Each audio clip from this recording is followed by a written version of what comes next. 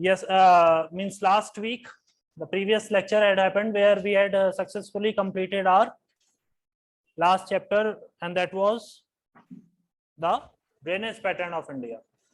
In that chapter, we had completed different drainage patterns in northern India, northeastern India, as well as southern India. Now, yet another chapter, which is very crucial from exam point of view, not only for prelims but also for mains. See, in our institute, generally what happens that in physical geography, director sir is taking that subject. In physical geography, there is a subject winds and pressure belts. In that particular chapter, sir teaches about different pressure belts and the movement of wind. But this year, unfortunately, means that chapter is sir has not reached that stage still. So it is my obligation to teach you in a way that at least the basic concepts would get clear in your mind for better understanding. And the moment sir will start teaching that subject, chapter, winds and pressure belt, things will get more clear in your mind. See, India being a tropical country, सबसे पहले तो आप ऐसे समझो that there is 23 degree and 30 minute north latitude which crosses through 8 states of our country.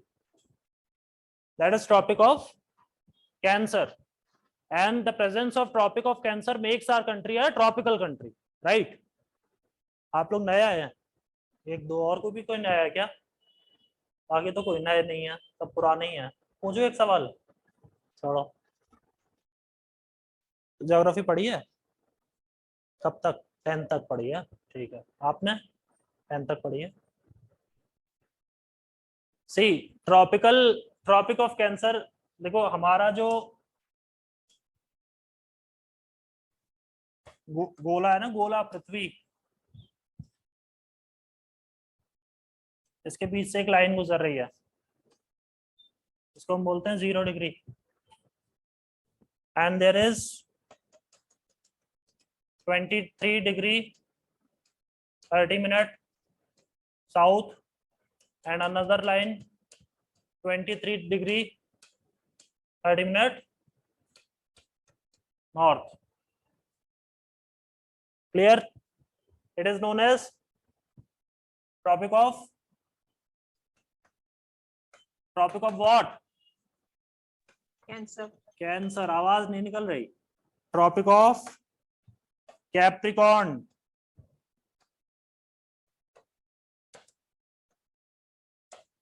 Our country lies somewhere here, right? And if you draw an imaginary line, means all these lines are imaginary, you'll nowhere find them. These lines are imaginary. 0 degree longitude. So our country lies in the eastern part of this and the northern part of this. पहले भी बोला था मैंने, अगर हम graph के हिसाब से चलें, क्वाड्रेंट्स बनाते थे, तो पहला कौन, ये फर्स्ट क्वाड्रेंट कहलाएगा, ठीक है ना? ग्राफ पर जब मैथ्स में हम क्वाड्रेंट्स बनाते थे तो फर्स्ट क्वाड्रेंट कहलाएगा ये. तो फर्स्ट क्वाड्रेंट में इंडिया आएगा, ये है first quadrant, this is second quadrant. क्यों? क्योंकि एक ऐसे मान लो ना, ये ग्राफ मान लो, ये थर्ड क्वाड्रेंट एंड ये फोर्थ क्वाड्रेंट, ठीक? तो इंडिया एक जो है वो ट्रॉपिकल कंट्री है. सबसे पहली चीज इसको दिमाग में बिठा लेंगे. तो जो हमारा जो क्लाइमेट है, इट इज मोर और less tropical in nature. See, there are so many concepts which sir teachers in winds and pressure belts, but क्योंकि वो चैप्टर अभी तक हुआ नहीं है तो उसको थोड़ा सा साथ साथ लेके चलना पड़ेगा. जैसे एक कॉन्सेप्ट है which is known as Ferrel's law. जब हमारी पृथ्वी घूम रही है, बेसिकली हमारी जो अर्थ है उसके घूमने का डायरेक्शन क्या है? West to east. जब कोई चीज वेस्ट टू ईस्ट घूम रही है, तभी इस वजह से क्या है कि जो ईस्टर्न साइड है वहां पे पहले रोशनी आती है. In Arunachal Pradesh sunrises 2 hours earlier in comparison to Jaisalmer in Rajasthan or Gujarat. Means in Arunachal Pradesh, if sun rises at 4 a.m., obviously in Jaisalmer or in Bikaner, it will rise at 6 a.m. वो 2 घंटे का फासला. आपका question था कि timing कैसे निकालते हैं. See, first advice of mine to you all is practical geography is not for us. First thing is this. आपने सवाल किया था कि वो कैसे एक मेरिडियन से दूसरे मेरिडियन जाने में 4 मिनट का वक्त लगता है. तो अगर आप ईस्ट में जाएंगे तो उसे प्लस करते जाओ और वेस्ट में जाओगे तो माइनस करते जाओ. जैसे हमारे प्राइम मिनिस्टर ने यहाँ से उड़ान भरी यूनाइटेड नेशंस जाने के लिए, तो अगर वो 26 तारीख को उड़ान भरेंगे तो वो अमेरिका पहुंचेंगे 25 तारीख को. ठीक है. और अगर वो यहाँ से उड़ान भरेंगे जापान जाने के लिए, he'll reach Japan on 27th. ऐसा होता है, एक कैलेंडर चलता है. ठीक है. खैर वो मैं आपको बता दूंगा अलग से. So I was telling you about Farrell's law. फेरेल एक ज्योग्राफर थे जिन्होंने एक बात कही कि जब पृथ्वी घूम रही है तो जो हवाएं हैं बेसिकली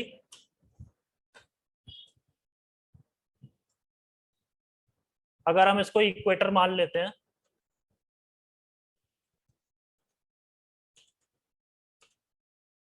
तो यहां से हवाएं ऐसे, इनको ईस्टर्लीज बोल रहे हैं हम, ईस्टर्लीज. जब भी मैं बोलूंगा इस बात को ध्यान रखें, whenever I will say easterly, it doesn't mean that that wind is going in eastern direction. No, easterly means the wind is coming from eastern direction. Westerly means the wind is coming from western direction. Similarly, ये east है, यहाँ से southern hemisphere, इसको southern hemisphere और northern hemisphere बोलते हैं, ये तो मालूम है ना. ऐसे ही ये ईस्टर्लीज यहाँ पर आ रही हैं और इसको हम बोलते हैं inter tropical convergence zone, ITCZ. थोड़ा रफ में बनाते चलेंगे, ये तो मिट जाएगा. फिर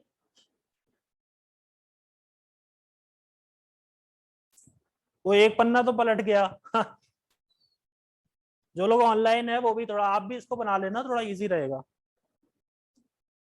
कोई ऑनलाइन में भी नया आया है क्या?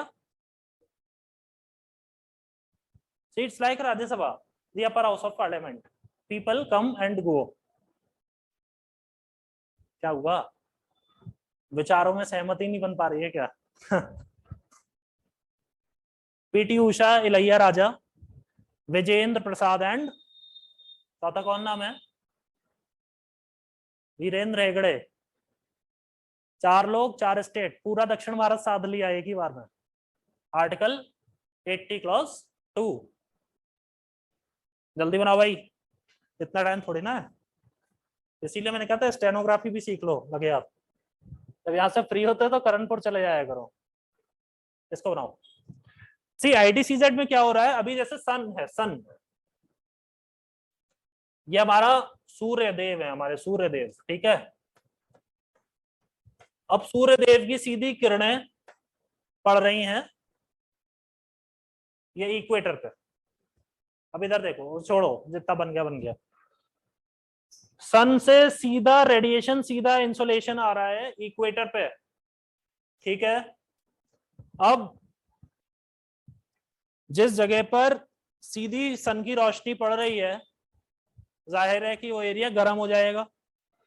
वहां पे जब दोनों तरफ से हवाएं आ रही हैं तो हवा भी गर्म हो जाएगी, एडवेक्शन है ना. और वो जब गर्म हो जाएगी तो ऊपर उठेगी. ठीक है.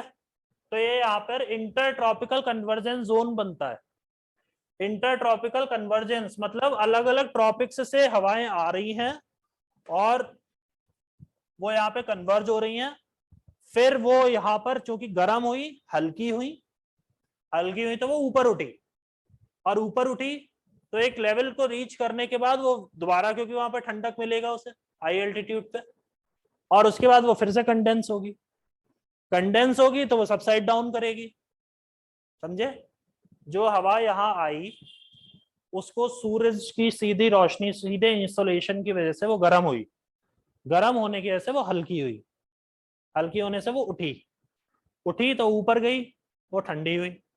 ठंडी होने के बाद वो अब फिर से बैठना शुरू करेगी and it will subside down somewhere at this line.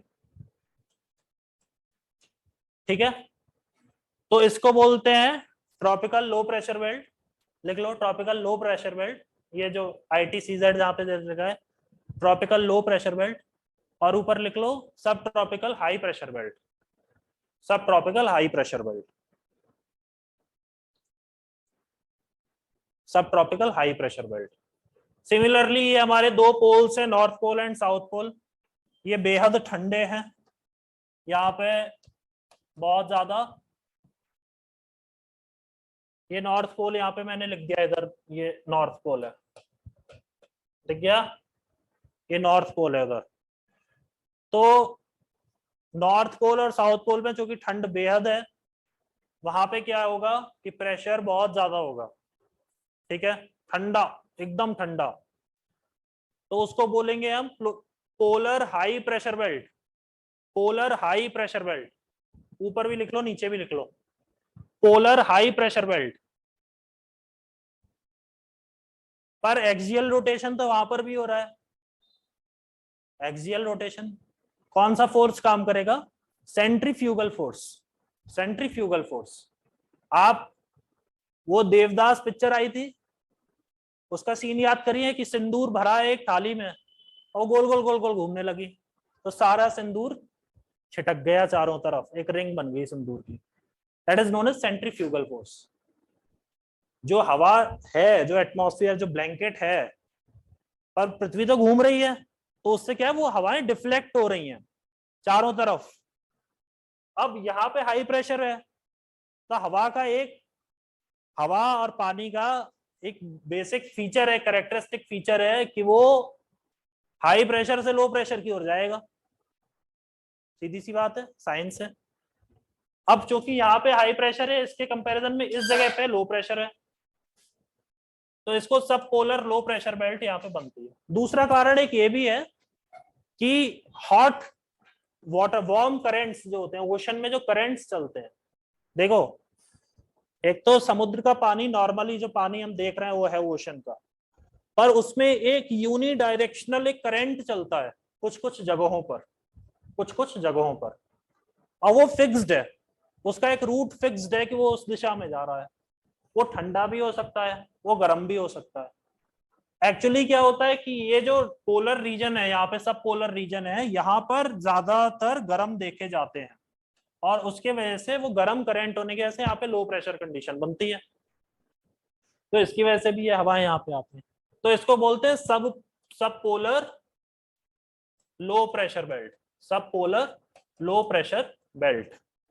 तो अब अगर मैं दूसरी इंक से आपको इसमें शो करने की कोशिश करूं, आपको इसमें दिखाने की कोशिश करूं ये येलो वाली से, तो देखो एक तो ये हो गई पोलर हाई प्रेशर बेल्ट,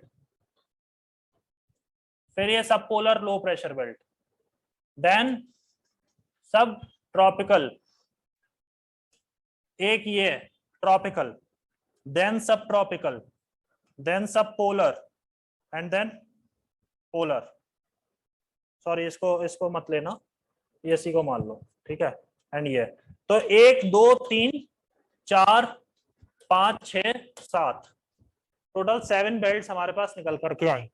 ये आपका एक फिगर बन गया.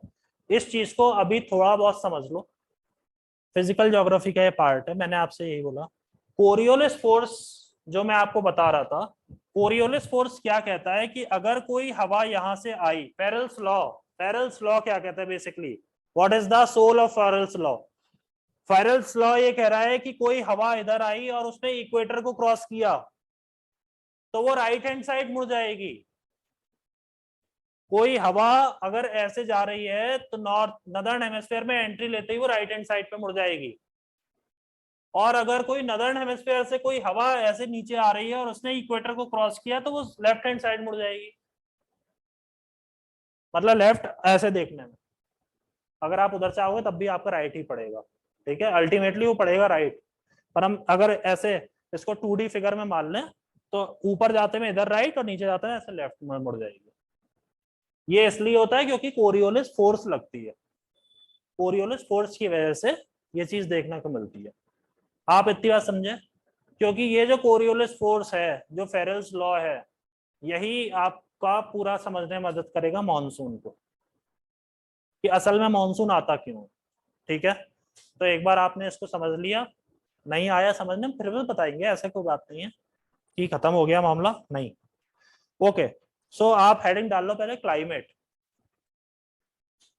जो चैप्टर की जो हेडिंग है climate, and start writing. Online वाले भाई लोग आज तो बहुत भीड़ जुट गई है, यहाँ तो कुछ समझ में आया आप लोगों को? कुछ भी नहीं बोले? Sir, I am a little confused about tropical, क्या subtropical low pressure belt. वो समझ में नहीं आया आपको? हाँ, मुझे थोड़ा कंफ्यूजन है सर कोई इसका। बात नहीं, कंफ्यूजन दूर हो जाएगा। अन्य सभी वो तो जवाब भी नहीं देते यार। जी सर। ठीक है, ओके, स्टार्ट राइटिंग क्लाइमेट। अच्छा, दूसरी बात ये है, आप अपने साथ एक एटलस रखेंगे, ठीक है? एटलस कल से जब आप आएंगे, एंड परसों सैटरडे है, ईद उल जुहा की छुट्टी है, ठीक है? क्लाइमेट रिफर्स टू द, देखिए climate refers to the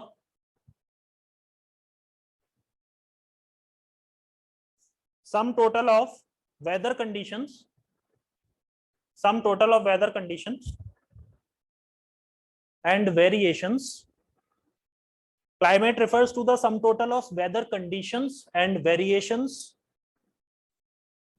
over a large area,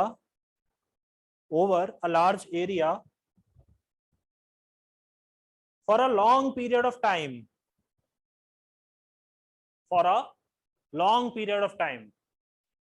that is more than 30 years. This is the definition of climate. कि 30 साल से ज्यादा वेदर में क्या चेंजेस आ रहे हैं, क्या मॉडरेशंस हैं, वेरिएशंस हैं, उसका पूरा अगर आप मीन निकाल लें तो that will be known as the climate. 30 साल का वेदर कंडीशंस के ऑब्जर्वेशंस को क्लाइमेट बोलते हैं।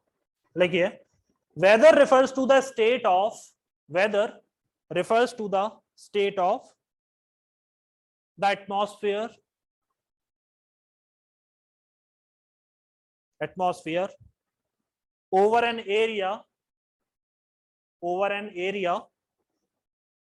at any point of time, जैसे हम कहते हैं आज वेदर थोड़ा ह्यूमिड है, आज वेदर थोड़ा प्लीजेंट है, हम कभी नहीं कहते आज क्लाइमेट बहुत प्लीजेंट है। जो कहते हैं वो बेचारे अनभिज्ञ हैं, कम पढ़े लिखे हैं, मजबूर है, उनका मजाक ना बनाएं। अगर उनको सुधार कर सकते हैं तो थोड़ा सहज विनम्र भाषा में उनको बता दें कि सर आप गलत बोल रहे हैं। वैसे जरूरी नहीं है हर किसी को करेक्ट किया जाए, क्योंकि इंसान को पसंद नहीं आता उसे आईना दिखाया जाए।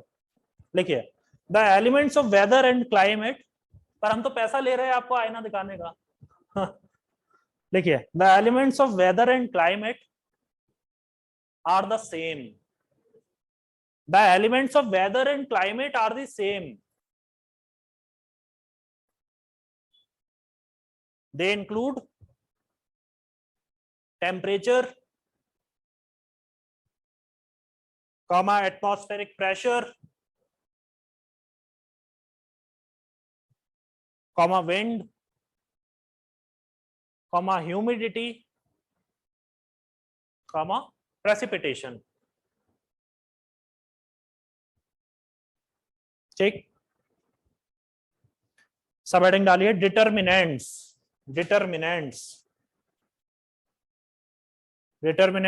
लिख लें, या डिटर्मिनेंट्स ऑफ क्लाइमेट, जो आपका मर्जी है वो लिख लीजिए, आपकी अपनी कॉपी है। डिटर्मिनेंट्स, लेकिन latitudinal location, see here, first is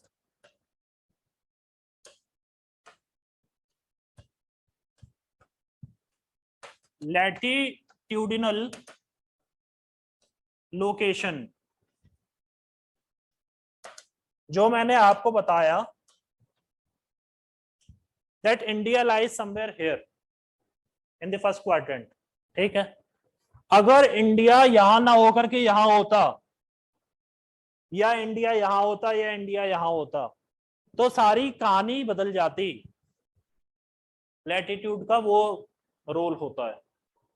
अगर इंडिया ऐसी लोकेशन पे होता कि उसमें से ट्रॉपिक ऑफ कैंसर नहीं गुजर रहा, इंडिया इक्वेटर पे पड़ रहा है या इंडिया ट्रॉपिक ऑफ कैप्रिकॉर्न पे पड़ रहा है, तो हालात दूसरे हो जाते हैं। तो आज हम बोलते हैं 6 ऋतुएं भारत में हैं, वो 6 ऋतुएं भारत में केवल इसीलिए है, भारत अनोखा ऐसा देश है जिसमें 6 ऋतुएं हैं।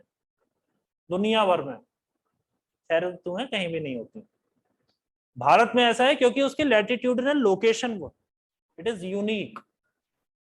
वो कैसे लिखें? The mainland India extends from the mainland India extends from 8 degree north to 37 degree 6 minute north, ऐसे लिखेंगे 37 degree 6 minute north।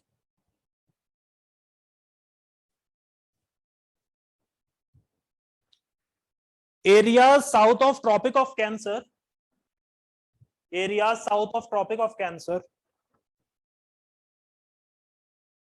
are in tropical zone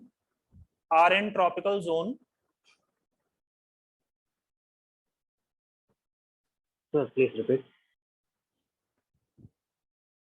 Okay, so areas south of tropic of cancer are in tropical zone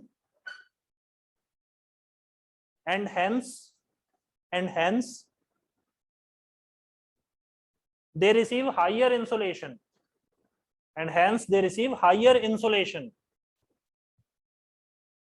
insolation means sun rays, the amount of sunlight they receive। जितनी ज्यादा sunlight आएगी उतने ज्यादा insulation मतलब energy मिल रही है। मगर ये भी ऐसा नहीं कि ये यूनिवर्सल लॉ है कि जितनी लाइट आ रही है उतना, ऐसा नहीं होता है। सन के डायरेक्शन, वो जो एंगल बनता है ना सन रेज का, भाई सन अगर जैसे ये अर्थ है तो इसके सामने ये सन है, तो अब ये किस एंगल पर लाइट पड़ रही है, एक तो सीधी लाइट पड़ रही है वो तो सबसे ज्यादा होगी, फिर कुछ में टेढ़ी पड़ रही है और नीचे जा रही है, इस पे भी डिपेंड करता है। आपने देखा यूरोपियन कंट्रीज में सन बाथ का कॉन्सेप्ट होता है, वो लोग बीच पर जाकर के सन बाथ लेते हैं, लेट जाते हैं, कपड़े नहीं पहनते हो, निर्वस्त्र अवस्था में लेट जाते हैं वहां पे जाकर। क्यों ऐसा होता है? इंडिया में तो नहीं होता ऐसा, क्योंकि इंडिया में जो इंसुलेशन मिल रहा है, जितनी लाइट आ रही है उसके अकॉर्डिंग इंसुलेशन भी एडिक्वेट है।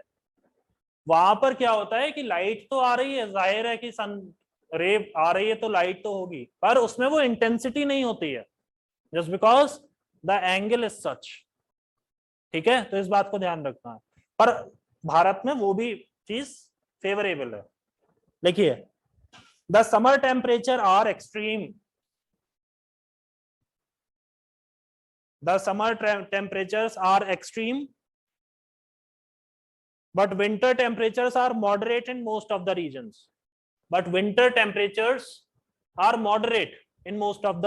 regions, ये बात भी सही है। सर्दी बहुत ही कम एरियाज इंडिया में ऐसे हैं जहां मतलब बर्दाश्त से बाहर जाए। और जब से इंस्टाग्राम चला है तब से तो लोग सर्दी बर्दाश्त कर ही लेते हैं, मनाली पहुंच ही जाते हैं चाहे कितनी भी बर्फ गिर जाए। 4 जैकेट पहन के जाएंगे पर जाएंगे जरूर, द्रास नहीं जाएंगे, वहां पे हड्डियां गल जाती हैं, वहां कैमरा पकड़ने के हालात ही नहीं बचेंगे तो फोटो क्या खींचेंगे जहां हमारी आर्मी तैनात है। सेकंड लिखिए, distance from sea. Sir, I'm Yes. sorry. The summer temperature are extreme, but winter temperature are moderate. Yes, Okay. in most of the regions। भाई जैसे आप ही क्या, तो आप क्या नॉर्थ बंगाल में तो उतना ज्यादा जी वहाँ पे, यहाँ पे जैसी गर्मी नहीं है। South Bengal is much hotter than north Bengal. अभी चुनाव हुए GTA के, गोरखा टेरिटोरियल नहीं पता, चले को। Distance from sea, unlike coastal states the hinterland states, hinterland hinterland states experience significant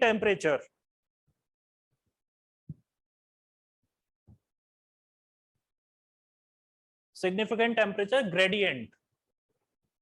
Unlike coastal states, the hinterland states experience significant temperature gradient. Gradient का मतलब क्या होता है? डिफरेंस, डिफरेंस चेंज, है ना।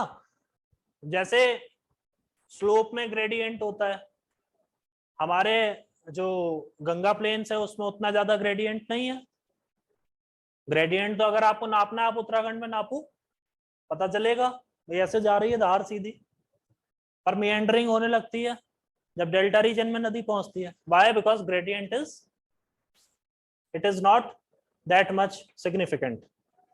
डिस्टेंस फ्रॉम द सी में लिखे हैं, besides rainfall in coastal areas, besides rainfall in coastal areas is much more than the interior areas, is much more than the interior areas.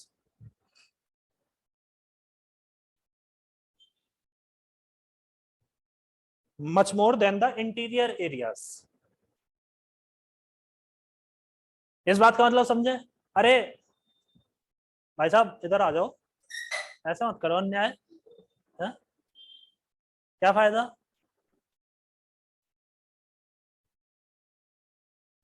नहीं first में नहीं बैठा, आप उस पर बैठ जाओ, एचपी को आगे कर दो, तो कहीं आप कहीं भी बैठ गए, ऐसा मत करिए, राइटिंग बिगड़ जाएगी, बेचारा टीचर क्या चेक करेगा। इसका मतलब समझे आप? डिस्टेंस फ्रॉम द सी का क्या मतलब है? देखिए जब भी कोस्टल एरियाज में आप जाते हैं तो वहां पे आप देखते हैं कि जो ड्यूरनल रेंज होती है ना, पूरे दिन का जो टेम्परेचर होता है उसमें दिन रात में कोई बहुत ज्यादा फासला नहीं होता। जैसे आप किसी डेजर्ट एरिया में जाएं, रेगिस्तान में चले जाएं, बीकानेर, जैसलमेर, है ना, तो आप पाएंगे कि दिन बेहद गर्म है और रात में ठंड लगने लगी। वहां पे ड्यूरनल रेंज बहुत ज्यादा हाई चली जाती है। ड्यूरनल रेंज का मतलब है difference between the maximum and minimum temperature per day, वो ड्यूरनल रेंज कहलाती है, वो ज्यादा हो जाती है। पर कोस्टल रीजन में क्या होता है, क्योंकि वहां पे पानी है, पानी एक मॉडरेटिंग फैक्टर का काम करता है। आपने सी ब्रीज और लैंड ब्रीज का कॉन्सेप्ट सुना होगा। होता क्या है, दिन में जब सूरज की रोशनी पड़ती है तो धरती ज्यादा जल्दी गर्म हो जाती है in comparison to the sea. Why? Because sea में तो वो जो लाइट जा रही है तो वो अंदर तक जा रही है, तो जाहिर है कि उसे ज्यादा एरिया को कवर, मतलब ज्यादा हीटअप करना पड़ेगा to reach that particular temperature. But on the land mass, यहाँ पे तो डेंसिटी ज्यादा है, जो लाइट है वो धरती को फाड़ के तो अंदर जा नहीं रही, वो तो ऊपर ही ऊपर बस जो लेयर है उस पर जा रही है, तो लैंड जल्दी गर्म हो जाती है। उससे क्या होता है कि वहां पे लो प्रेशर कंडीशन बनती है। लो प्रेशर हुआ, समुद्र में हाई प्रेशर है, हवा चलने लगी, दिन में ठंडी हवा लोग लेने जाते हैं, और रात में इसका उल्टा हो जाता है, क्योंकि धरती जल्दी ठंडी हो जाती है, समुद्र तो वक्त लेगा ठंडा होने में। तो इसलिए क्या होता है, यहाँ पे हाई प्रेशर हो गया जमीन पर, और वहां लो प्रेशर है, कंपैरेटिव लो प्रेशर है, और इसलिए वहां पे हवा, तो रात में सी ब्रीज चलने लगती है। तो ये जो लैंड ब्रीज और सी ब्रीज है, ये एक मॉडरेटिंग फैक्टर का काम है इसका, ठीक है। ये उस रीजन को बहुत अच्छा बना करके चलती है। पर हिंटरलैंड में जो कि समुद्र वहां पे नहीं है, तो मुश्किलात का सामना करना पड़ता है। अब गर्मियां हैं, किसी भी आप एरिया में चले जाए, पंजाब में चले जाए, हरियाणा में चले जाए, दिल्ली में चले जाए, बुरी हालत हो जाती है। मतलब इतना जिम में पसीना नहीं आएगा जितना वहां खड़े होने से, बाहर खड़े होने से पसीना आ जाएगा, क्योंकि वहां पे हालात खराब कर देने वाला टेम्परेचर हो जाता है, वो हीट हो जाती है, एकदम तंदूर जैसा बन जाता है वो, समझ रहे हैं। और वो रात में फिर क्या होता है, इसलिए जब सर्दियां पड़ती हैं तो ठंड भी वहां पे भीषण हो जाती है, क्योंकि वहां पे कुछ भी मॉडरेटिंग फैक्टर नहीं है, वो कोई बच के नहीं जा सकता वहां से, ये वाली बात है। लिखिए नेक्स्ट, लिखिए द हिमालयाज। जब हमने फिजियोग्राफी पढ़ी थी तो मैंने आपको बताया था that Himalaya is so important because suppose a situation where Himalayas would not be there in our country would have become like Mongolia or any Central Asian country where there is extreme low temperature. Mongolia में जैसे जीवन यापन होता है ना, याक चलते हैं लोग, हमेशा मांस खाते रहते हैं, घोड़े खच्चर चलते हैं, सड़क नहीं बना पाते, ऐसे ही सब भारत हो जाता है अगर। और दूसरी बात है, ये ऐसा सूखा इलाका होता है क्योंकि फिर इसको मानसून की हवाओं को रोकने वाला कोई नहीं होता। मानसून की जो हवाएं आती हैं, जो समुद्र से आती हैं सदर्न इंडिया से, ये देखिए जो सदर्न इंडिया से जो एंट्री ले रही हैं, तो वो ऊपर आती हैं तो वो यहीं तो अटकती हैं भाई, ये पूरी बेल्ट है हिमालय की। तो ये जो हवाएं जो इधर से नीचे से साउथ वेस्टर्न मॉनसून आता है, वो इधर से क्रॉस करता करता 3 ब्रांचेस होती हैं इसकी, और एक ब्रांच इधर से आती है, और वो इस जगह पर जाकर के in the foothills of Shivalik यहाँ पर वर्षण शुरू हो जाता है, बारिश शुरू हो जाती है।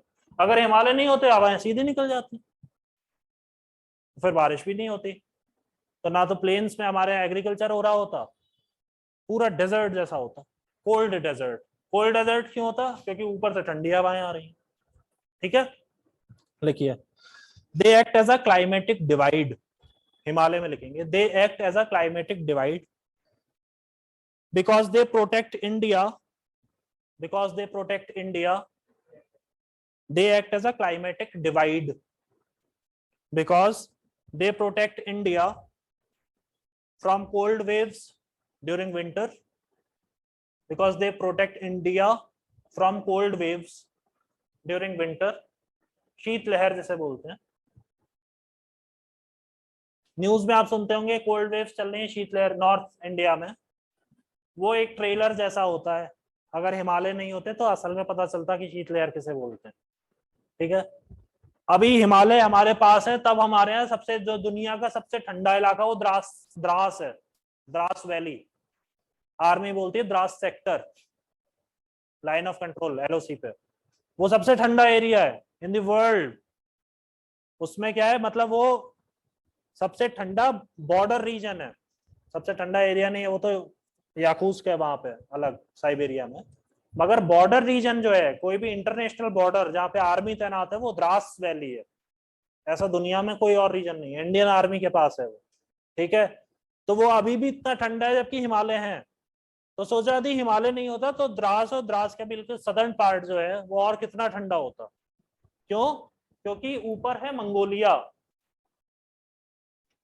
और उसके ऊपर है आर्कटिक, आर्कटिक सर्कल, जहां से कहते हैं आर्यंस जहां से आए थे सेंट्रल एशिया से, तो वो ठंडी हवाएं नीचे की ओर आ रही होती, क्योंकि वहां तो हाई प्रेशर है और समुद्र में लो प्रेशर, हवाएं नीचे चलती ऐसे जाती इसको चीरते हुए। ठीक है, चलिए they on the other hand obstruct the path of south western monsoon, they on the other hand obstruct the path of southwestern monsoon, they on the other hand obstruct the path of southwestern monsoon, thus causing monsoon rains in North India, thus causing monsoon rains in North India,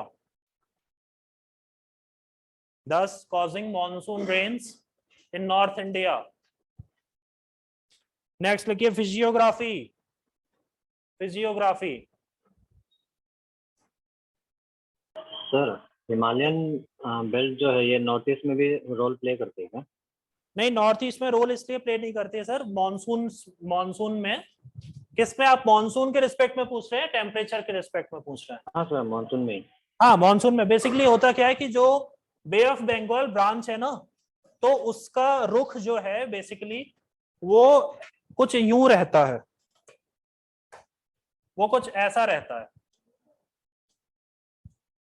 वो जब इधर से आती है ना, तो यहाँ पे अर्कन योमा पड़ता है, अर्कन योमा रेंज इन म्यांमार, इधर देखेंगे अर्कन योमा रेंज जो है वो इसको डिफ्लेक्ट करा देता है, तो ये बांग्लादेश में से होता हुआ और भारत की ओर आता है, और यहाँ पे पड़ता है हरियाणा पंजाब में। ये जो ब्रांच है ये इससे टकराता है in the foothills of Shivalik, in the foothills of Shivalik, दिख रहा है आपको? सर हाँ, तो यहाँ पर मॉनसून की बारिश शुरू होती है, इसलिए ये वाला जो रीजन है इसकी कोई बहुत ज्यादा भूमिका रह नहीं जाती। इसमें बस एक ये खासी हिल्स इधर ये जिसमें जगह पड़ती है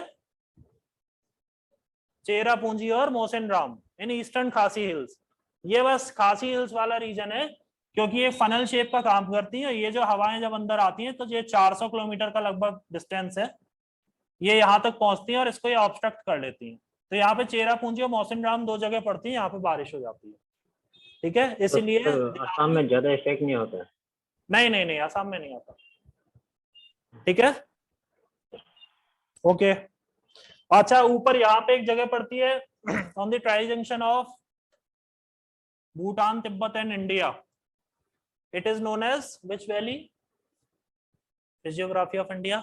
राफेल विमान तैनात हैं अलीपुर द्वार में, Hasimara airbase, north Bengal, near chicken snack corridor Siliguri. बता दो, शर्म करो थोड़ी सी, कुछ फायदा नहीं। बताओ बताओ जी बताओ। 36 राफेल विमान खरीदे गए। India has purchase 36 Rafale aircraft, 18 have been deployed on Ambala Airbase, 18 have been deployed on Hasimara Airbase in Alipurdwar district of North Bengal. Because there is a valley known as Chumbi Valley. है Chumbi valley. ऐसा है ना, सावन शुरू होने से पहले एक बार हरिद्वार जाओ और आचमन लो गंगा में कि माँ गंगा, हालांकि हम मेहनत नहीं करना चाहते पर तब भी हमें शक्ति दीजिए। भाई चले जाओ सावन से पहले, वरना कांवड़िया आ जाएंगे, वो आपको आचमन करने नहीं देंगे, वो तो डीजे और बजाएंगे आपके कान पे। देखो फिजियोग्राफी में नदर्न हिली एरियाज,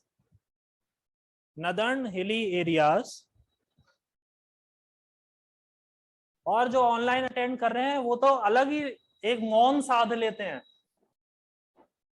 वो इंटरवल पे चले जाते हैं उतनी देर, जितनी देर सवाल किया जाए।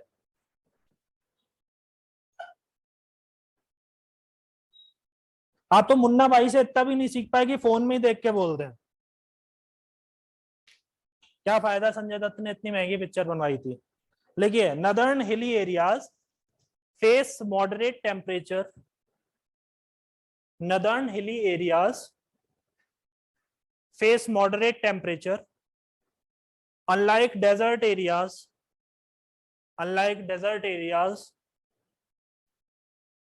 where summers are extreme,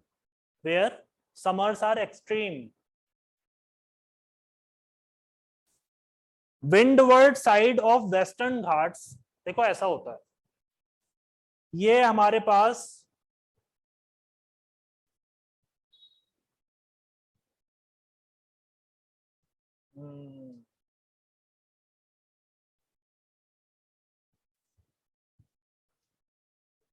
देखिए ये वेस्टर्न घाट्स लिखा हुआ है, दिख रहा है आपको?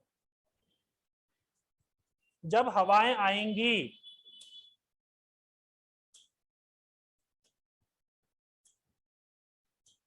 तो हवाओं के लिए ये साइड कहलाएगी विंडवर्ड साइड।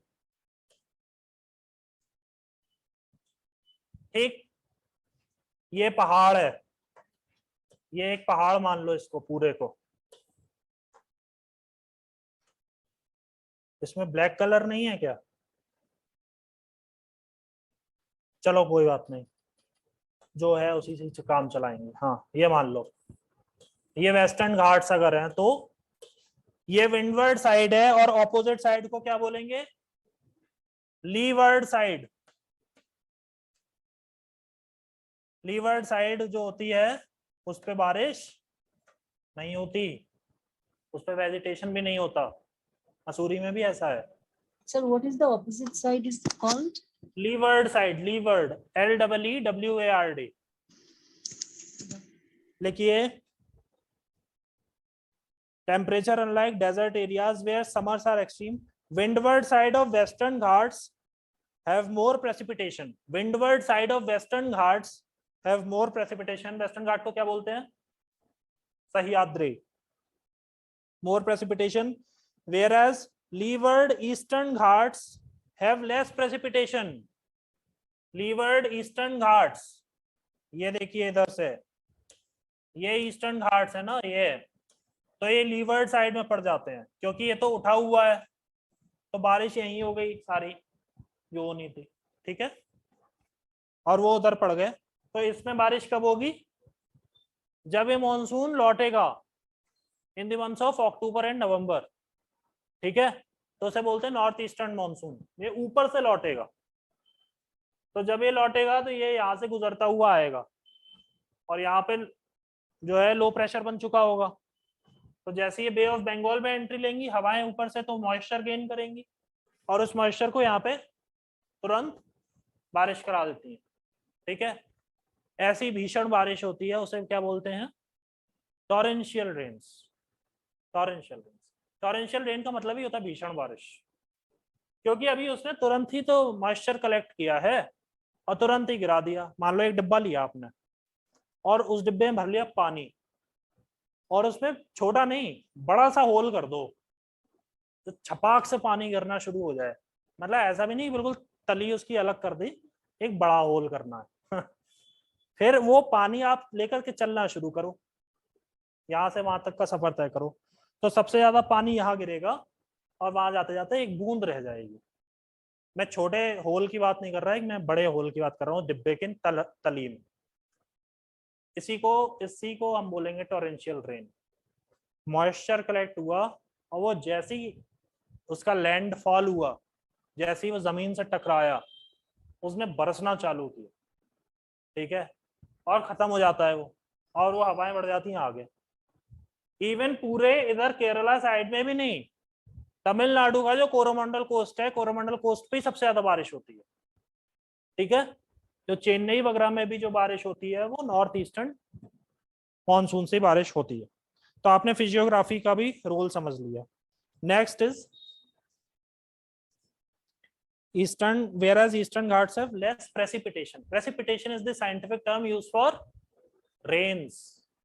Precipitation सबसे पहले होता है evaporation, फिर कंडेंसेशन और फिर प्रेसिपिटेशन, और उसके बाद होती है वाटर लॉगिंग। भाई पानी भी तो भर जाता है सड़कों पे, उसको नहीं गिनोगे? लिखो tropical cyclones oblique western disturbances.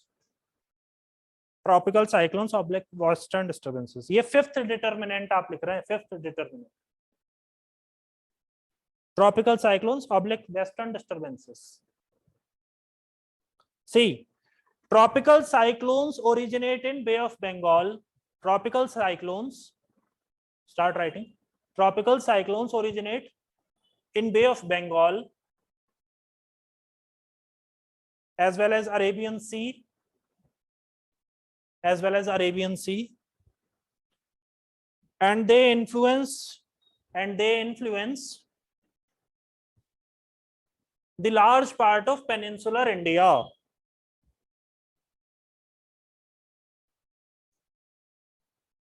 Majority of cyclones originate in Bay of Bengal.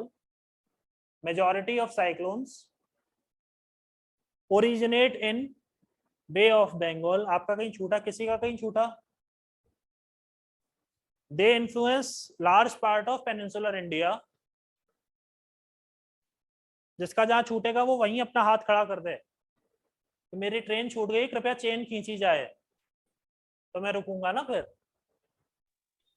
Majority of cyclones, देखो आप यहाँ पे नोट्स भी बना रहे हो, 1.5 घंटा आ रहे हो, आपका भी वक्त जा रहा है, मेरा भी वक्त जा रहा, तब भी नोट रह गए अधूरे, तो फायदा क्या? इससे अच्छा तो रॉबर्ट्स केव घूमने जाओ, थोड़ा मन भी बहलेगा। अगर यहाँ आके भी काम अधूरा है तो फिर फायदा क्या? तो इसलिए अगर आपका कहीं छूट रहा है तो आप मुझसे बोलो ना कि सर रुक जाओ जरा, धीरे बोलेंगे। जो काम 1 दिन में हो रहा है मुझे 1.5 दिन में करेंगे, मगर करेंगे पूरा देखिए majority of cyclones originate in Bay of Bengal and most of them are born during the retreating monsoon season. During the retreating monsoon season, जो मैं अभी आपको बता रहा था, तमिलनाडु में बारिश हो जाती है, पूरे पहले देश में पानी अभी जैसे बरस रहा है, अभी तो खैर शुरुआत नहीं हुई, अभी जुलाई आने दो, अगस्त आने दो, फिर आएगा सितंबर, उसमें भी बरसेगा। फिर क्या होता है कि तब तक जो सन है वो साउथवर्ड उसका मार्च शुरू हो जाता है ना? आपको ये पता है इक्विनॉक्स कब होता है और समर सॉल्स्टिस, विंटर सॉल्स्टिस कब होता है? नहीं पता? Sir, most of them retreat. चलो लिख लो पहले। During most of them are born during the retreating monsoon season, during the retreating monsoon season, that is October to December.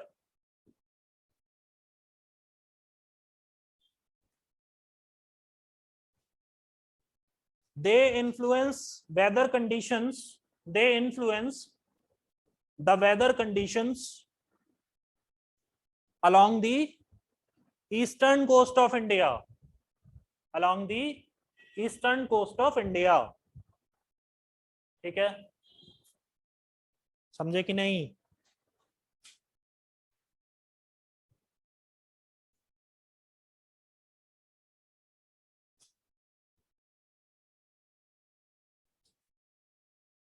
जरा इसको ध्यान से देखेंगे. Those who are attending online, please have your attention.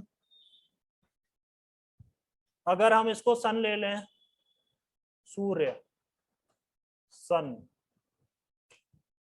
और ये हमारा पृथ्वी, ये पृथ्वी,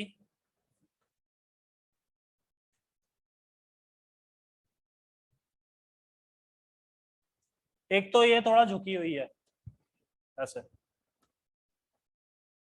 ठीक है.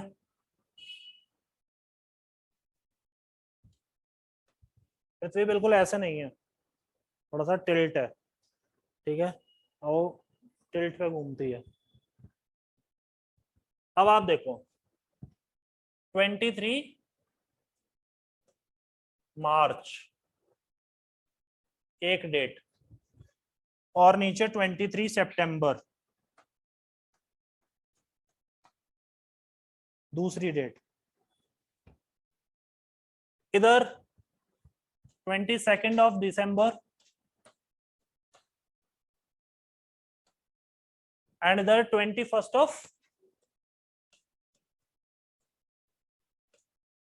किसने बताया जून? किसने बोला जून? किसी ने बोला था अभी जून.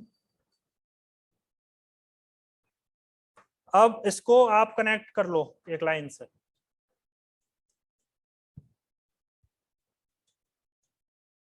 ये अर्थ का जो है, ये पाथ है जिसपे अर्थ रिवॉल्व करती है अराउंड दी सन. होता क्या है, 23 सितंबर को, इधर 23 सितंबर और 23 मार्च, ये 2 दिन ऐसे हैं जब इक्वेटर पे इसकी रोशनी सीधी पड़ती है. इक्वेटर पे सीधी रोशनी पड़ती है सूरज की, इस पे ये 0 डिग्री. 22 दिसंबर को सूरज की रोशनी पड़ती है ट्रॉपिक ऑफ कैप्रिकॉर्न पे सीधी, वर्टिकल 90 डिग्री, और 21 जून को ट्रॉपिक ऑफ कैंसर पे. आप देख पा रहे हैं? तो मार्च में जो सूरज बीचों बीच था, अब आप इसको एक फिगर और बना लो. यहाँ पे एक फिगर हमने यहाँ पे भी बना लिया इधर, ठीक है. अब सूरज की रोशनी मार्च से जून में ऊपर गई, समझे? इधर दिख रहा है सबको. और फिर नीचे आई, सितंबर का महीना आ गया, और सितंबर के महीने से सर नहीं दिख रहा. कोई बात नहीं, इधर देखेंगे, कोई बात नहीं, हम एक नया बना लेते हैं. मैं कह रहा हूं भाई ये हमारी अर्थ है, ठीक है. इसका ये रहा इक्वेटर, ये रहा ट्रॉपिक ऑफ कैंसर, ये रहा ट्रॉपिक ऑफ कैप्रिकॉर्न. देखा, मैं ये कह रहा हूं कि मार्च में 0 डिग्री पर 23 मार्च को सीधी रोशनी पड़ रही थी. अभी ये रोशनी ऊपर जाने लगी, 21 जून पे यहाँ पे सीधी पड़ने लगी, ठीक है. फिर इसने नीचे अपना मूवमेंट शुरू किया, तो आ गया 23 सितंबर, और 23 सितंबर के बाद ये फिर और नीचे गई 22 दिसंबर, और दिसंबर के बाद ये फिर ऊपर आई मार्च. तो ऐसे ही ऊपर नीचे चलता रहता है. कौन चलता है? सन. सन नहीं चलता है. हाँ, उसके इंक्लिनेशन की वजह से ऐसा हो रहा है, सन तो वहीं रहता है, सन भी चलने लग गया तो यूनिवर्स हिल जाएगा पूरा, तो सन तो वहीं है, वो वहीं तहलका मचा रहा है, वो जहां है वहीं से ही उतना बहुत है। ये जो इंक्लिनेशन की वजह से, इसकी वजह से ये ऐसा झुकी हुई जो रहती है उसके ऐसे ऐसा हो रहा है, ठीक है। तो इसी की वजह से क्या होता है, सीजन्स बदलते हैं। अगर पृथ्वी सीधी होती तो हमेशा सूरज की रोशनी एक ही जैसी पड़ती रहती, वो गोल गोल गोल गोल घूमती रहती और सूरज की रोशनी एक जैसी पड़ती रहती। तो बस दिन और रात तो होते, पर टेम्परेचर वो सीजन्स हमेशा सेम रहते। पर हमारे यहाँ क्या है कि अर्थ जो है वो थोड़ा टिल्ट भी है और रिवॉल्व भी कर रही है, इसके चारों ओर वो चक्कर लगा रही है, तो सीजन बन रहे हैं। देखिए,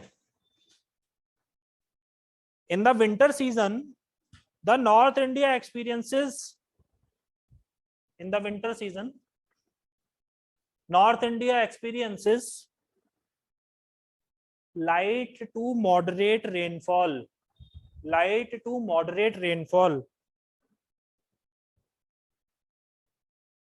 which leads to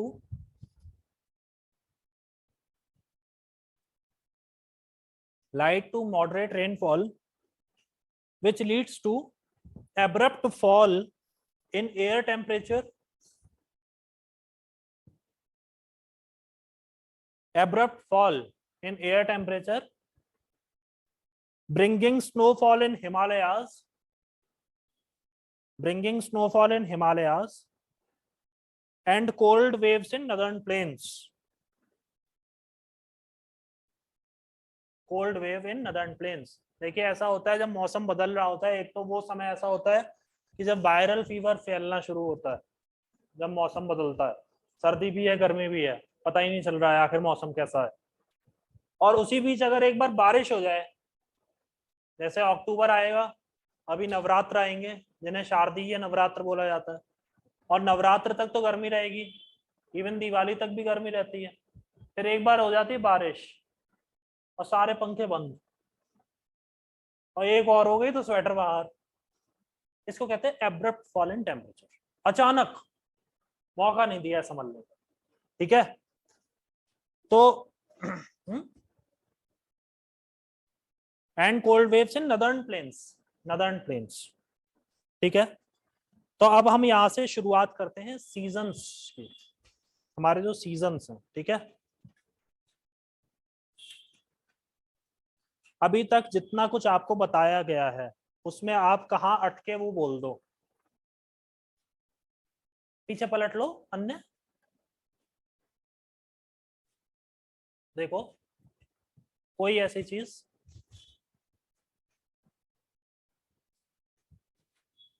अब एकदम धुआंधार, ऐसा तो हो ही नहीं सकता। देखो, इतना अच्छा मैं नहीं पढ़ाता, मुझे मालूम है, अपनी भी टीचिंग स्किल्स मुझे पता है, खैर कोई बात नहीं। देखिए, seasons in India, seasons in India, लिखिए क्लाइमेट ऑफ इंडिया में be described as, climate of India may be described as the tropical monsoon climate, a tropical monsoon climate,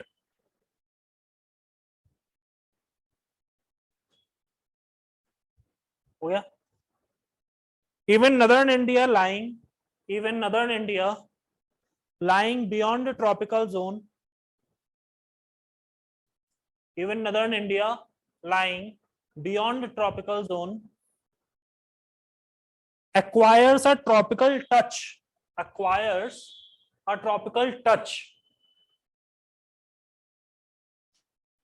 marked by relatively high temperature, relatively high temperature and dry winters, relatively high temperature and dry winters।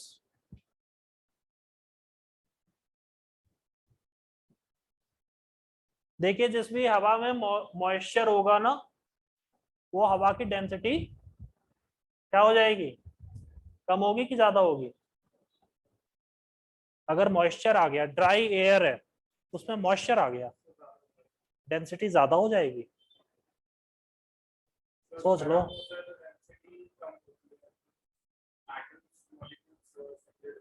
आपने molecular weight पढ़ा है chemistry में? Science पढ़ी है 11th-12th में? नहीं पढ़ी है। मॉलिक्यूलर वेट जो होता है ना, वो नाइट्रोजन का ज्यादा होता है। नाइट्रोजन और हाइड्रोजन जब मिल जाते हैं, नाइट्रोजन एंड ऑक्सीजन सॉरी, और जो वाटर होता है जिसमें हाइड्रोजन और ऑक्सीजन होता है, उसका जो मॉलिक्यूलर वेट होता है वो कम होता है। इसके वजह से अगर ड्राई एयर में पानी चला जाएगा, मॉइस्चर आ जाएगा, तो उसकी डेंसिटी कम हो जाएगी। ठीक है, ड्राई एयर डेंस होती है, जितनी ज्यादा एयर ड्राई होगी उतनी ज्यादा डेंस हो जाएगी। ठीक है, इस बात को ध्यान रखना है, अभी इसे बोल रहा हूँ। और उसके पीछे साइंटिफिक रीजन भी मैंने बता दिया कि ऐसा क्यों होता है। देखिए, the large size of country, the large size of country and it's varied relief, जो हमने फिजियोग्राफी में पढ़ा, वेरीड रिलीफ, पढ़ते ही जा रहे थे वो तो, चाहे वो खत्म ही नहीं हो रहा था। एक दिन सर भी मुझसे पूछे कि अभी सिद्धांत कितना बचा है, शायद 12 या 13 लेक्चर लग गए थे। तो जैसे कंप्लीट करने में 12-13 लेक्चर लग रहे हैं, आप समझ लीजिए कि रिलीफ फीचर्स इंडिया में कितने हैं, जब हमने फिजियोग्राफी पढ़ी थी। तो लाइन है कि the large size of country and it's varied relief, relief features means जैसे पहाड़ हैं, नदियां हैं, आइलैंड्स हैं, डेजर्ट है, हिल्स हैं, प्लेट्यू है, ये रिलीफ फीचर्स कहलाते हैं। ठीक है, play a crucial role, play a crucial role in determining the climatic variation, in determining the climatic variation in different parts of India, in different parts of India, climatic variation in different parts of India, but a seasonal rhythm, but a seasonal rhythm of monsoon is apparent throughout India, is apparent मतलब वो clearly visible है, apparent है, प्रत्यक्ष है, apparent throughout India, and it may conveniently form the, and it may conveniently form the basis for dividing a year into 3 seasons, dividing a year into 3 seasons. कौन से 3 season हो गए? सर्दी, गर्मी और बरसात। अच्छा, बरसात 2 वक्त में होती है, एक गर्मियों के बाद और एक सर्दियों के बाद। तो उसको हम बोलते हैं south western monsoon and north eastern monsoon. अभी जो आ रहा है वो साउथ वेस्टर्न मानसून है भाई, नीचे से आ रहा है, केरल से आ रहा है, और अभी अक्टूबर नवंबर में ये ऊपर से आएगा। यही हवाएं घूमेंगी वापस जेट स्ट्रीम्स की वजह से। आपको जेट स्ट्रीम्स भी बता दूंगा क्या होता है। ठीक है, अच्छा, सर्दियों में एक बारिश और होती है जैसे हम बोलते हैं वेस्टर्न डिस्टरबेंस, कभी नाम सुना आपने? हिंदी में उसे बोलते हैं पश्चिमी विक्षोभ।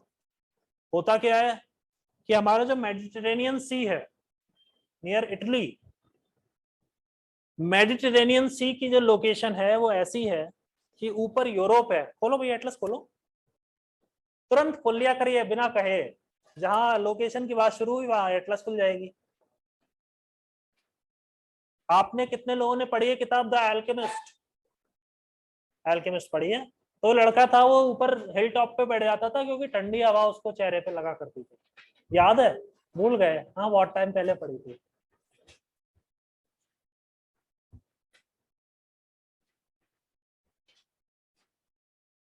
एक मूवी आई थी अपरिचित, उसमें वो भूलता ही नहीं था किस अपराधी ने क्या अपराध किया, और सजा दे के ही मानता था। और इतना गजब आदमी था, उसे पूरा गरुड़ पुराण याद था।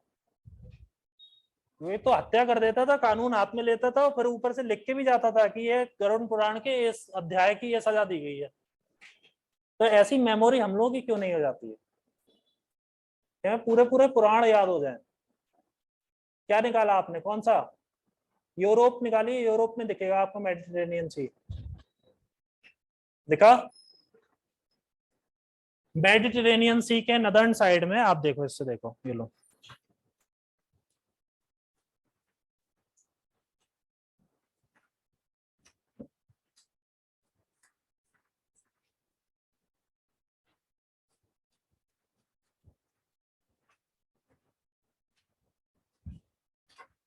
ये देखो, मेडिटेरेनियन सी के नदर्न साइड में पूरा यूरोप है, जहां से ठंडी हवाएं आती हैं मेडिटेरेनियन सी की ओर।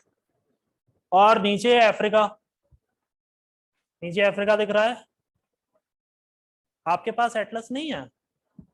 अरे कोई बात नहीं, आज मैं भी भूल गया था उस पर डालना ग्रुप पे, उसी के दुष्परिणाम हो गया ये, कोई बात नहीं, एटलस तो रहनी चाहिए, ठीक है। नीचे है अफ्रीका, तो अफ्रीका से गर्म हवाएं आती हैं, और जब ठंडी और गर्म हवाएं मिल जाती हैं तो बनता है फ्रंट। फ्रंट कभी भी जब हम स्कूल में बोलते थे, तो जैसे मैं बोलूं कि my name is Siddhant Chaturvedi and today I am standing in front of you to speak on this and this topic, तो बाद में हमें समझाया जाता था कि कहो स्टैंडिंग बिफोर यू, क्योंकि फ्रंट एक ऐसा शब्द है कि आप जब फ्रंट बन जाते, फ्रंट में आ जाते हैं ना, तो उसका थोड़ा एक नेगेटिव कॉनोटेशन है, मतलब ऐसा लग रहा है कि लड़ाई झगड़े के लिए है। I am standing in front of you, आ जाओ देख लेते हैं कौन जीतता है, ऐसा। I am standing before you, थोड़ा सा अच्छा लगेगा, सुनने में अच्छा लगेगा। फ्रंट बनते हैं जब दो अलग प्रकृति की हवाएं मिल जाती हैं, एक ठंडी है एक गर्म है,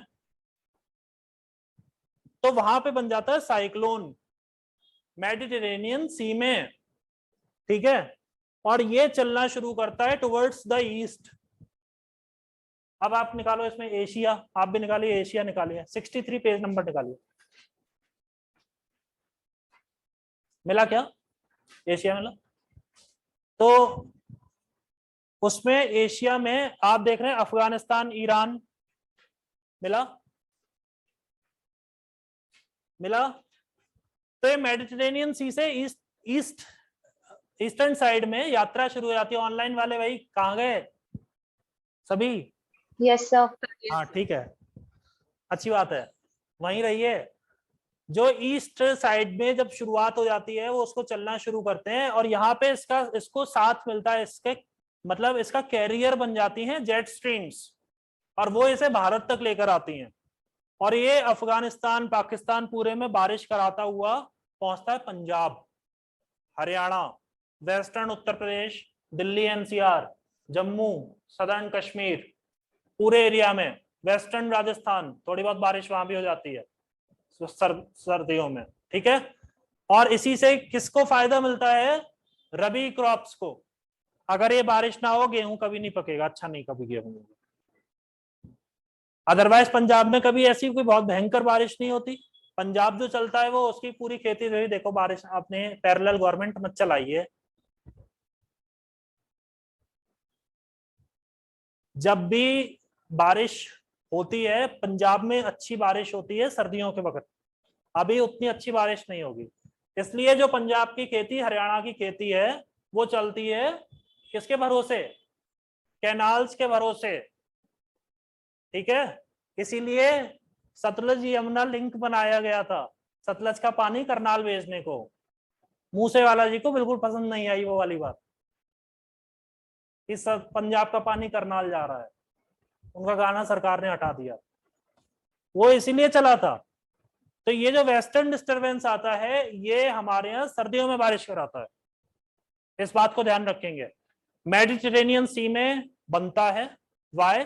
because colder winds from Europe and warmer winds from Africa, they merge in the air of Mediterranean Sea, and from there itself they start their journey eastward and eventually they reach India. और India में ये हवाएं, इनका जो रास्ता रोकने का जो काम है वो कौन करता है? Tibetan plateau. ऐसा नहीं है कि मैं बोलता जा रहा हूँ, ये सब आपको लिखाऊंगा अभी, पर वो कल होगा जब हम मॉनसून का जब ओरिजिन पढ़ेंगे तब उसमें ये सब बातें आएंगी। जो हमारा Sir, जो does 1 सेकेंड does अभी, these cyclones okay. 1 सेकेंड, अभी अभी मैं क्वेश्चन नहीं लूंगा। देखो ये रहा तिब्बतन प्लेट्यू, इधर इसको बोलते हैं roof of the world, roof of the world Tibetan plateau. ये हवाएं ऐसे आती हैं, इधर से आ रही हैं और ये इधर से जाके इसको यहाँ पे रोकती हैं, ठीक है। तो ये बारिश इस वाले एरिया में होती है और इन्हीं हवाओं से कभी कभी स्पीति में भी बारिश हो जाती है। तो मैंने आपको बताया था ना एक पार्ट है स्पीति में बारिश, वो इन्हीं हवाओं की, ऐसे कभी कभी ऐसा भी हो जाता है साल में 1-2 बार कभी बारिश होगी तो होगी, ठीक है। तो लिखिए जो यहाँ पर हमने लाइन लिखी थी कि इसको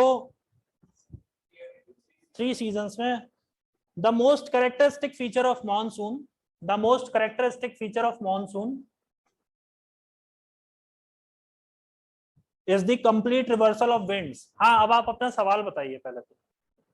Yes, I was asking कि जो ये साइक्लोन होता है ये सिर्फ विंटर्स में ही होते हैं क्या? फिर से मैं clearly means it was not clearly Audible. So these cyclones which develop in Mediterranean Sea ये सिर्फ विंटर्स में ही डेवलप होते हैं क्या? कहाँ पे डेवलप होते हैं? विंटर्स में ही, तो विंटर्स में ही। यस यस यस, वो वेस्टर्न डिस्टरबेंस अपना म्यूट दबा लीजिए उधर, अभी तो मैं बोल रहा हूँ। तो वो वेस्टर्न डिस्टरबेंस जब आता है तो ये सर्दियों में ही आता है, ठीक है। लिखिए it eventually, The last, please repeat the last line. The characteristic, the most characteristic. the most characteristic feature of monsoon is the complete reversal of winds, is the complete reversal of winds. It eventually leads to alteration of seasons, it eventually leads to alteration of seasons।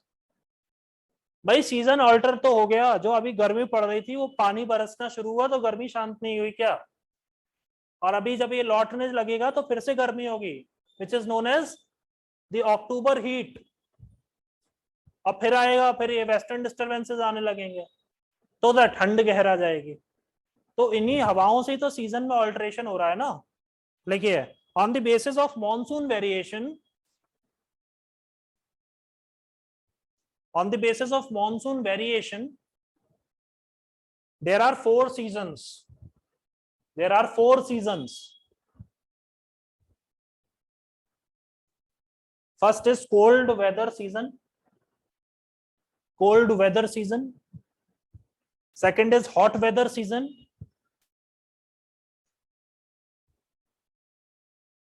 third is southwest monsoon season।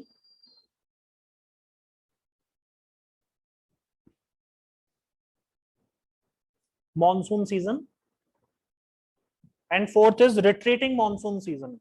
retreat मतलब होता है लौटना। 26 जनवरी के बाद कौन सी ceremony होती है? Beating the retreat ceremony. कितनी तारीख को?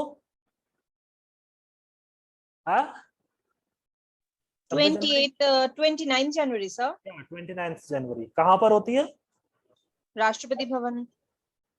राष्ट्रपति भवन इतना बड़ा नहीं है, विजय चौक पर होती है, विजय चौक। चीजों को छू छू के मत छोड़ा करो, थोड़ा पढ़ लिया करो। अगर आप उस विकिपीडिया के पेज तक पहुंच ही गए हैं तो क्यों ना। आजकल तो विकिपीडिया पैसे मांग रहा है लोगों से, 35 रुपए दे दो, ट्रांजैक्शन के 4 रुपए भी दे देना, है ना। चलो कोई बात नहीं। कोल्ड वेदर सीजन के आगे ब्रैकेट में लिख लीजिए दिसंबर जनवरी फरवरी, दिसंबर जनवरी फरवरी। हॉट में लिख लीजिए मार्च अप्रैल मई। फिर साउथ वेस्ट में लिख लीजिए June to September, and retreating south west में लिख लीजिए अक्टूबर एंड नवंबर।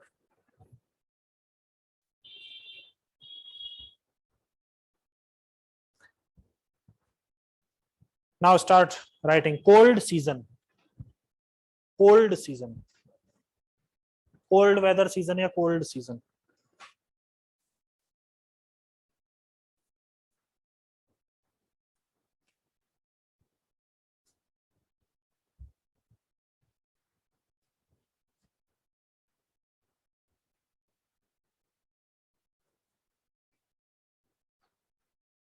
लिखिए it is a 3 month long season, it is a 3 month long season where January is the coldest month, where January is the coldest month.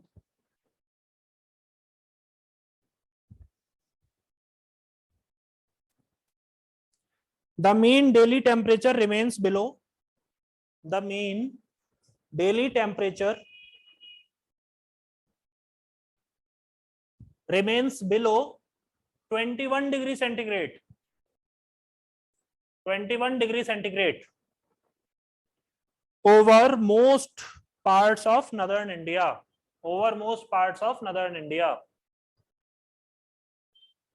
Mean का मतलब क्या है भाई, जितनी भी एंट्रीज हैं तो उन सबको ऐड कर दो और नंबर ऑफ एंट्रीज से डिवाइड कर दो।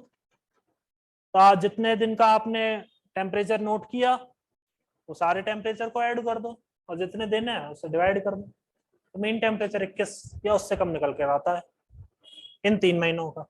ठीक है, नदर्न इंडिया में देखिए इन दिसंबर, in December sun shines directly over the Tropic of Capricorn. In December sun shines directly over the Tropic of Capricorn, जैसे हम कहते हैं मकर रेखा है ना, और अपनी कर्क रेखा और मकर रेखा, मकर रेखा। ठीक है, और इक्वेटर होता है भूमध्य रेखा, वो पृथ्वी के बीच में से जा रही है, भू के बीच में से भूमध्य रेखा। लिखिए directly over the tropic of Capricorn, इस पे लिख लीजिए विंटर सॉलिस्टिस, ब्रैकेट में लिख लीजिए विंटर सॉलिस्टिस, विंटर फिर solstice, SOLISTICE, solstice, winter solstice, bracket close. And there is high pressure in Indian subcontinent, and there is high pressure in Indian subcontinent, but a comparative low pressure in Indian Ocean, a comparative low pressure in Indian Ocean, क्योंकि Indian ocean का बहुत सा भाग जो है वो equator के नीचे और उधर ट्रॉपिक ऑफ कैप्रिकॉर्न की ओर पड़ता है, समझ रहे हैं? सर रिपीट कर दीजिए please. Okay. After Indian subcontinent. In December, sun shines directly over the Tropic of Capricorn, which is known as winter solstice, and there is high pressure in Indian subcontinent. There is high pressure in Indian subcontinent, but a comparative low pressure in Indian Ocean. But a comparative low pressure in Indian Ocean. High pressure in Indian subcontinent. High pressure मतलब ठंड भी ज्यादा है ना यहाँ पे, जब ठंड ज्यादा है तो प्रेशर हाई है, समझ रहे हैं? और ये जो प्रेशर होता है ना, एयर प्रेशर, एयर प्रेशर का मतलब क्या होता है, किसी भी एक यूनिट एरिया के ऊपर एयर कॉलम मानते हैं। जैसे आप खड़े हैं यहाँ पे अभी, तो आपके ऊपर हवा है, ठीक है, एक कॉलम है, एयर का कॉलम है, तो मैं जितना ज्यादा मेरा लैटिट्यूड कम होता जाएगा, एल्टीट्यूड कम होता जाएगा, सॉरी एल्टीट्यूड, उतना ज्यादा मेरे ऊपर प्रेशर आता जाएगा, क्योंकि ये जो मैं जितना नीचे जाता जाऊंगा वो कवर करता जाएगा उतने रेस्ट को। ठीक है, इसलिए क्या होता है कि जब हम पहाड़ों पे जाते हैं तो हमें ऑक्सीजन की कमी महसूस होने लगती है। ठीक है, क्योंकि वहां पे प्रेशर हो जाता है कम, वहां ऑक्सीजन भी कम हो जाती है। जो इंसान जिसकी आदत नहीं है तो उसको एकदम से सांस लेने में तकलीफ होने लगती है। इसीलिए जो लोग सियाचिन ग्लेशियर पोस्टिंग पे भेजे जाते हैं, पहले उन्हें एक्लेमेटाइज किया जाता है, रखा जाता है 2-2 3-3 महीना नीचे, कि देख लो ऐसा है, अभी ट्रेलर दिखा रहे हैं, और जो उसी में जिनको ज्यादा मुश्किलात का सामना करना उनको वापस भेज देते हैं, पहले तो नीचे रखा जाता है। ठीक है, ये बात है। लिखिए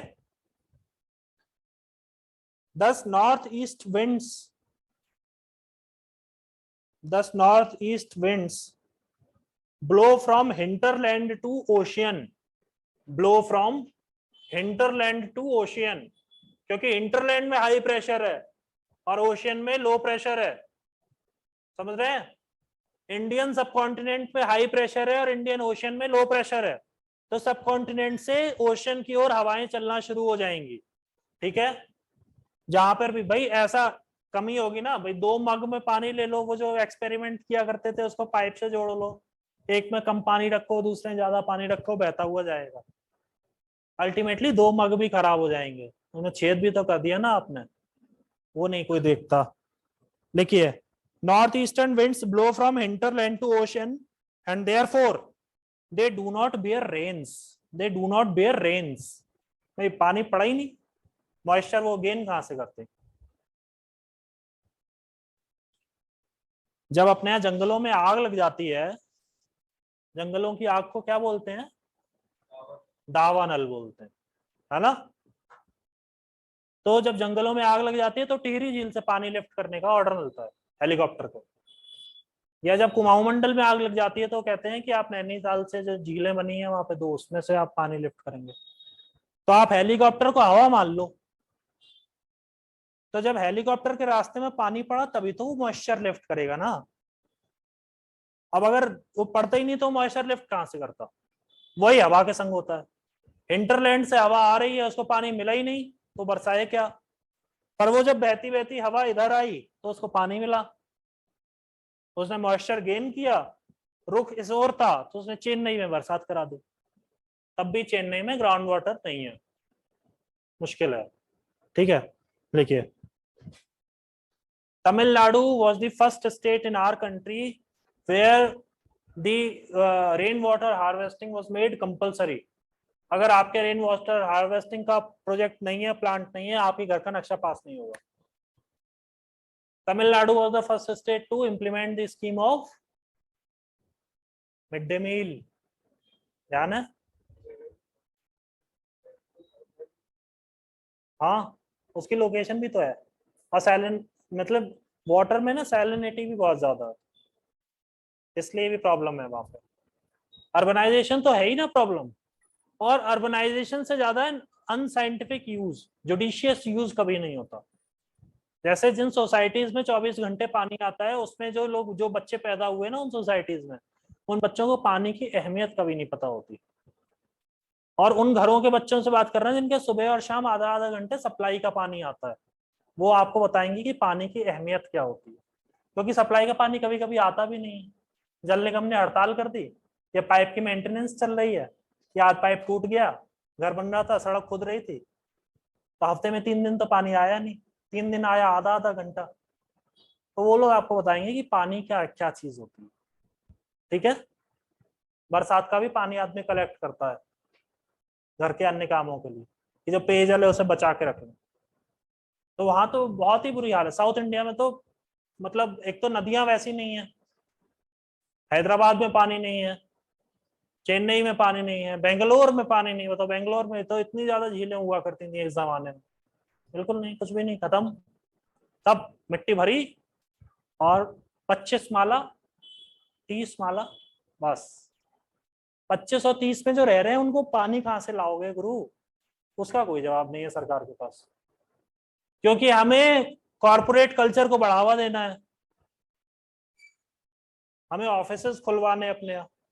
और देख लो, जिन जिन शहरों में ऑफिसेस खुले हैं, वो मुंबई हो, हैदराबाद हो, पुणे हो, मैसूर हो, बेंगलुरु हो, गुरुग्राम हो, नोएडा हो, स्थिति रहने लायक नहीं है, जहां जहां एक कॉरपोरेट कल्चर है।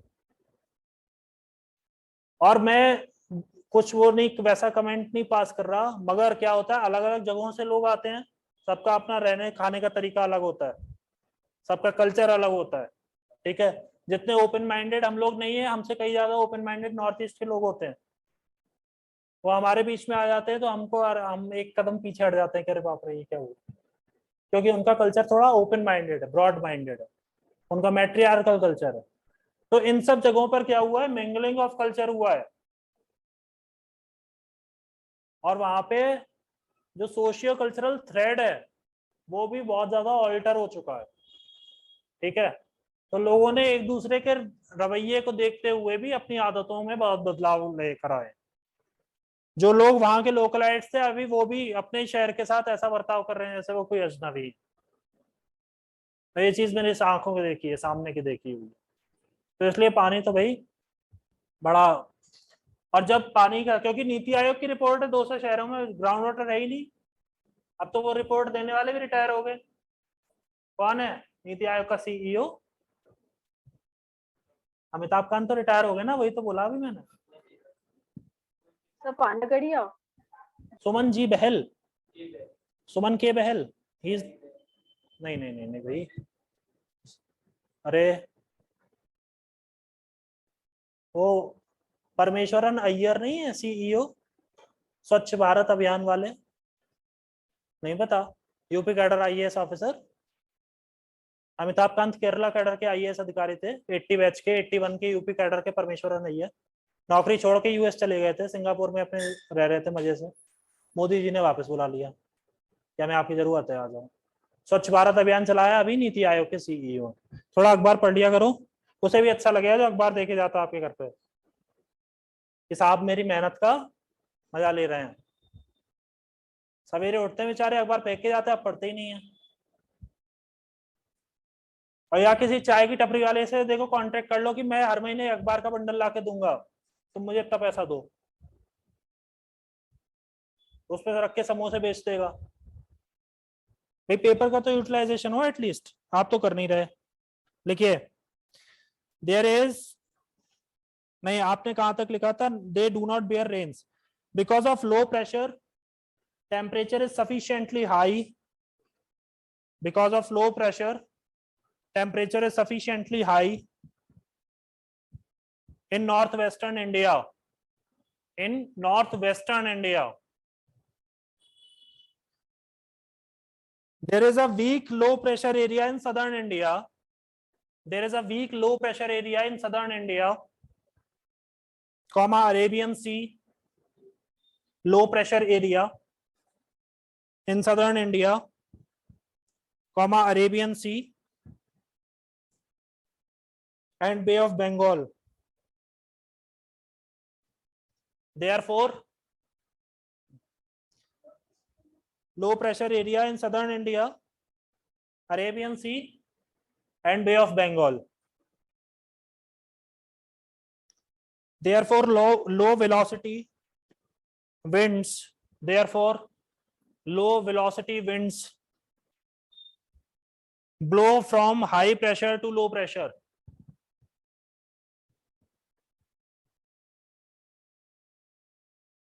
Blow from high pressure to low pressure.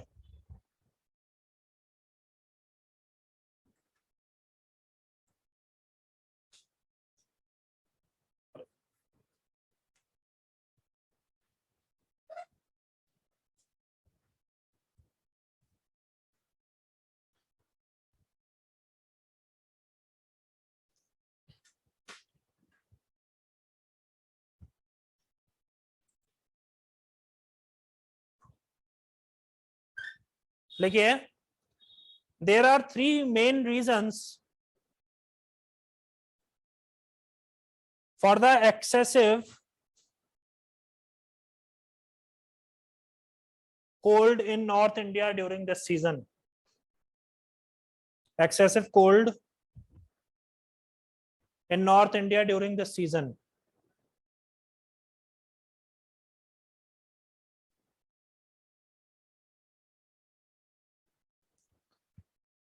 देखिए states like, first reason लिखिए, states like Punjab, Haryana and Rajasthan, states like Punjab, Haryana and Rajasthan being far away from the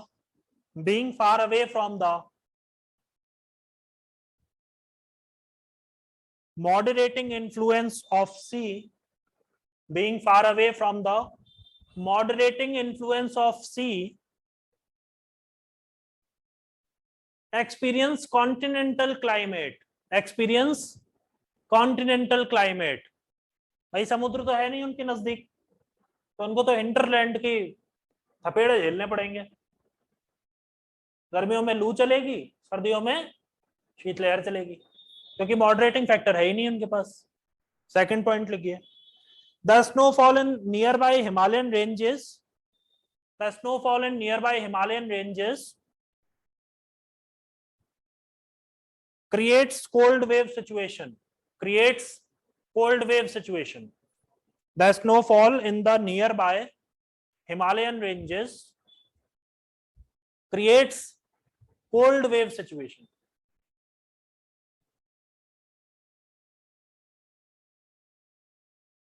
कभी बर्फ गिरे मनाली में, या पीर पंजाल का जो भाग है, जम्मू या साउथ कश्मीर, साउथ कश्मीर में तो खैर उतना नहीं लोग जाते, जम्मू और हिमाचल में।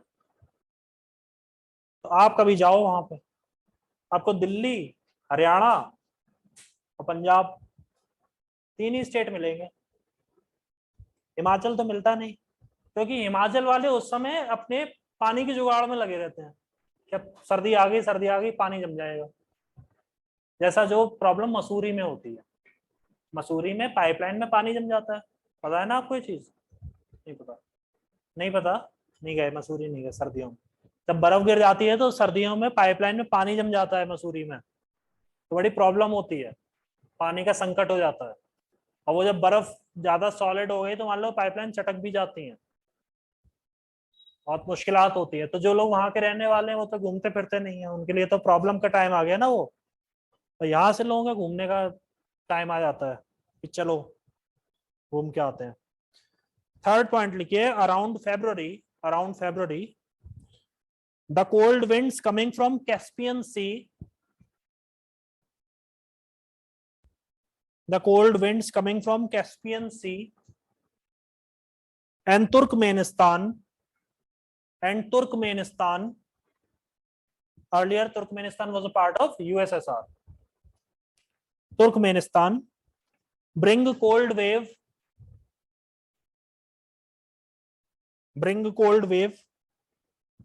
along with frost and fog,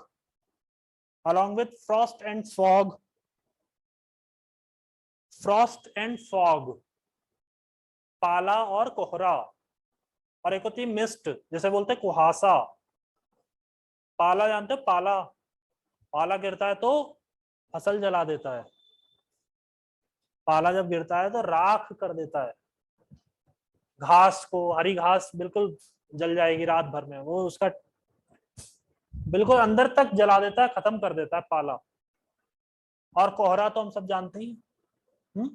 और दिल्ली में फॉग नहीं होता, दिल्ली में होता है स्मॉग, क्योंकि उन्होंने इतना ज्यादा स्मोक प्रोड्यूस कर दिया है कि भगवान का दिया हुआ फॉग और दिल्ली वालों का दिया हुआ स्मोक, वो हो जाता है स्मॉग। और एक होता है मिस्ट, मिस्ट ऐसा होता है कि क्लियर एकदम नहीं दिख रहा है, दूर का हल्का सा धुंधला सा है, वैसा सा, उसे बोलते हैं कुहासा। ये तीन चीजें होती हैं। और इसका सबसे जो जो प्राइमरी स्टेज है दैट इज ड्यू, ओस, वो सबसे अच्छी लगती है ना। फिर उसके बाद जब वो एक एक सीढ़ी आगे बढ़ने लगती है तो प्रॉब्लमेटिक हो जाती है। ओस तक तो मामला सही रहता है, अच्छा रहता है, ओस गिर रही है बढ़िया है, मगर फिर होता है मिस्ट, फिर होता है फ्रॉस्ट, होता है फॉग, ये सब प्रॉब्लम की चीजें। सर ओवर द पाला, नॉर्थ, इसमें से सर पाला जला क्यों देता है? पाला का टेम्परेचर बहुत लो रहता है ना। पाला जो होता है वो एक तो पानी के फॉर्म में गिरता है, बरसात जैसा। स्नो से नहीं जलता है? हम्म, स्नो से नहीं जलता जैसे स्नोफॉल हो? स्नोफॉल तो उन जगहों पे होता ही नहीं, स्नोफॉल ऐसे हर जगह नहीं होता ना। जो पाला होता है फील्ड्स में, बेसिकली जो प्लेन्स एरिया है जैसे पंजाब है, हरियाणा है, उत्तर प्रदेश है, वहां पाला गिरता है, वहां बर्फ थोड़ी ना गिरती है। Yes sir. क्या लिखें? The pala is frost. Yes, पाला। बेचारे किसान बहुत परेशान हो जाते हैं उससे। लिख लीजिए, एक पॉइंट इसमें और है,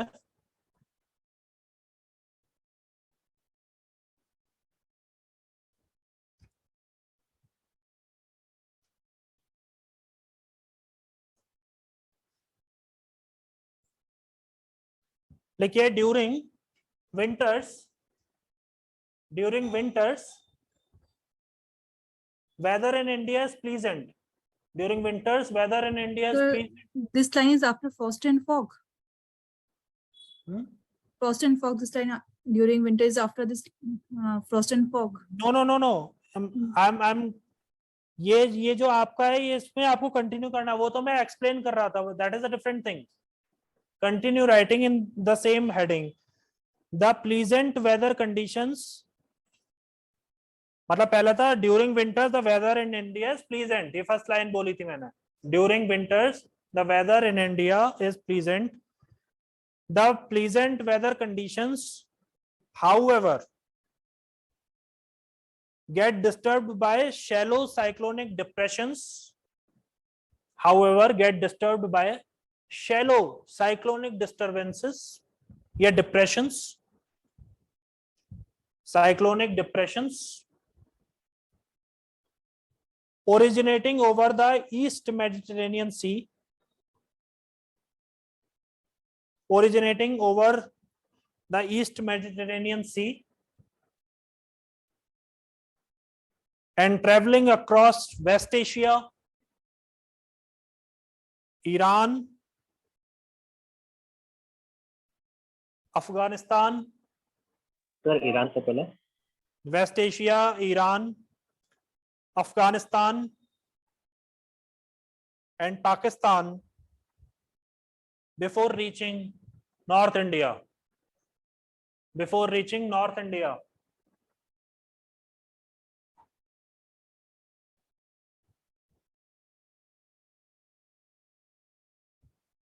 These depressions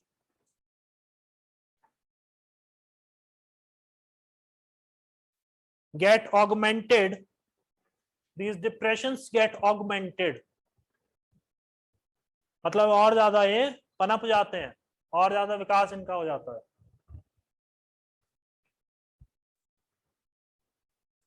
By the moisture taken up from the Caspian Sea. Taken up from the Caspian Sea. अगर अपने आंसर को अच्छा बनाना चाहते हैं तो हवाबाजी करने के बजाय टर्म्स और लोकेशंस को मेंशन करना शुरू करें. जैसे आप पॉलिटी का कोई आंसर लिख रहे हैं तो आप उसमें आर्टिकल को मेंशन करें, आप उसमें जजमेंट को मेंशन करें, है ना. जैसे मैं एक हिंदी का अखबार पढ़ रहा था आज, देश का बहुत बड़ा अखबार है, हिंदी का सबसे बड़ा अखबार वही है. उसमें एक भी जगह ये नहीं बताया गया कि जो 4 लोग राज्यसभा भेजे गए हैं, और इवन ये गलती इस बार हिंदू ने भी की कि जो 4 लोग राज्यसभा भेजे गए हैं तो वो भेजे आखिर किस आर्टिकल के अंदर गए हैं, ये तो आपने लिखा ही नहीं. जब पिछली बार गोगोई साहब को भेजा गया था तो सब जगह चिल्ला चिल्ला के ये बात कही जा रही थी कि आर्टिकल 80 क्लॉज 2, आर्टिकल 80 क्लॉज 2.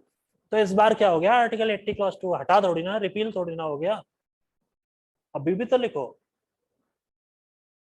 और इस चीज को अभी देखो 12 लोग होते, 12 में से 7 थे, वैकेंसीज बाकी थी, तो अभी इसको अभी 7 हो गए हैं टोटल, बीच में वैकेंसी हो गई थी. और इसके अलावा एक केंद्रीय मंत्रिमंडल में भी शफलिंग हुई है कल, पता है आपको, यूनियन कैबिनेट में, क्योंकि मुख्तार अब्बास नकवी और आरसीपी सिंह दोनों का राज्यसभा का टेन्योर समाप्त हो गया.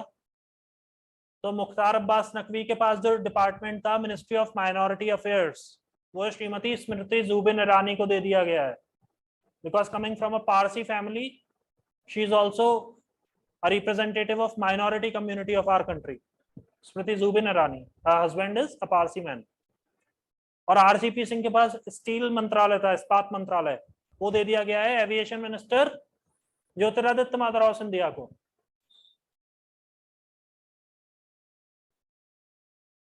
कोई दिन ऐसा ना हो कि देश में प्रधानमंत्री बदल जाए और आपको मालूम ना चले,